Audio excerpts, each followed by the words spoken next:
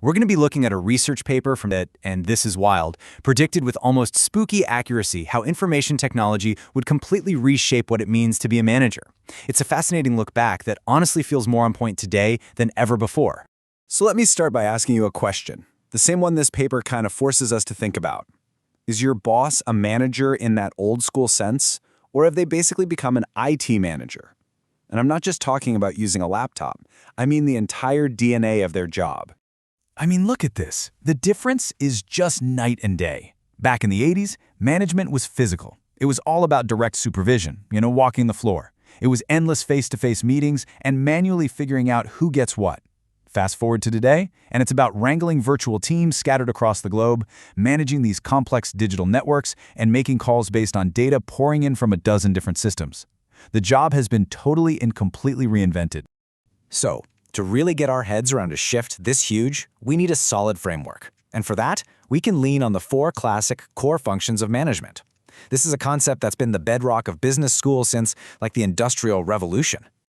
Okay, so here are the 4 pillars: planning, organizing, leading, and controlling. Put simply, you decide where to go, you figure out how to get there, you inspire everyone to actually make the trip, and you make sure you don't drive off a cliff along the way. Simple, right?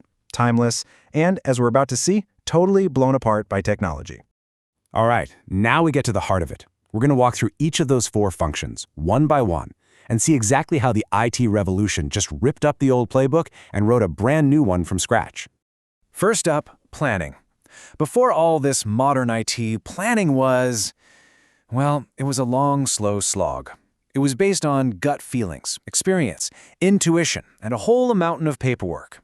Technology turned it from an art into a science. And this just shows you the change perfectly. Instead of spending weeks in a boardroom, a manager can now run complex computer simulations to model a bunch of different outcomes. And instead of just kind of guessing at resource allocation, they use these super sophisticated systems like MRP, that's Material Requirements Planning, to optimize every single nut and bolt of the production schedule. The manager isn't just a strategist anymore, they're basically a systems analyst. Next, let's talk about organizing. Traditionally, organizing meant drawing up an org chart. You'd stick people into departments, in a specific building, with a super clear chain of command. Well, IT didn't just open a window. It blew the walls right off that building. So a manager's job today, it is not about arranging physical boxes on a chart anymore. It's about putting together these dynamic virtual teams from literally anywhere in the world. Communication doesn't just trickle up and down the ladder. It zips instantly across a whole network of emails, Slack channels, and video calls. The old rigid hierarchy? Yeah, it's been replaced by the network. Okay, next up is the function of controlling. This is all about monitoring performance. And in the past, this was a totally reactive job. A manager would get a report at the end of the month, see a problem, and then try to fix it. They were always looking backward. But now, managers have what the paper calls feed-forward controls. They use real-time data to see problems coming before they even happen. Think about a live dashboard flashing a warning about a supply chain delay. It lets them be proactive, not reactive. It's literally the difference between driving while looking only in your rearview mirror versus driving with a live GPS that tells you there's a traffic jam 5 miles ahead. And that brings us to the final piece of the puzzle, leading. And this might be the most profound shift of all. Because if you can plan with data, organize through networks, and control in real time, what does that do to the actual act of leadership? It completely changes the role from a supervisor to a coach. See, because information and tools are everywhere, teams can pretty much manage themselves. The manager's job is no longer to stand over your shoulder and tell you what to do. Instead, their job is to empower the team, to provide guidance, to be a mentor, and to do all that often from thousands of miles away. So, when you put all these pieces together, the data-driven planner, the network organizer, the proactive controller, and the remote coach, what new identity starts to take shape? It all points to a new critical skill, knowledge management. A manager's most important resource isn't just people or money anymore, it's information itself. Their main job becomes capturing and spreading that intellectual capital all across the company. And they do this inside a totally new environment, the digital firm. This is a business where basically every important relationship with your customers, with your suppliers, and even with your own employees happens through a screen. It's the new reality. Which brings us right to the paper's single most powerful conclusion. This one sentence, written way back in 2005, just nails the entire transformation.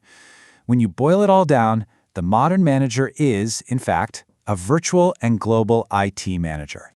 And wow, if you want to see it all in one picture, this diagram from the paper says it all. Just look what's sitting right there in the middle. It's not the manager, it's IT systems and strategies. IT is no longer just a tool that supports those four functions. It is the central hub, the very core through which all of it happens. It's the engine, not just a part of the car. So as we start to wrap this up, what does this new era of leadership actually look like on the ground, in practical terms? Well, it looks like a completely new set of tools. The old toolkit of face-to-face meetings and paper reports, that's been replaced. Now it's all about data-driven planning systems, virtual collaboration networks, real-time dashboards, and global communication platforms. A manager's success today is pretty much defined by how well they can use this digital toolkit. And that just leaves us with one final, kind of mind-blowing thought. This paper was incredibly good at seeing our present from the perspective of 2005. But today, we're standing at the dawn of an even bigger shift with AI. So the real question is, what will the manager of 2035 look like? What tasks will AI just take over completely? And what uniquely human skills will become more important than ever? It's definitely something to think about.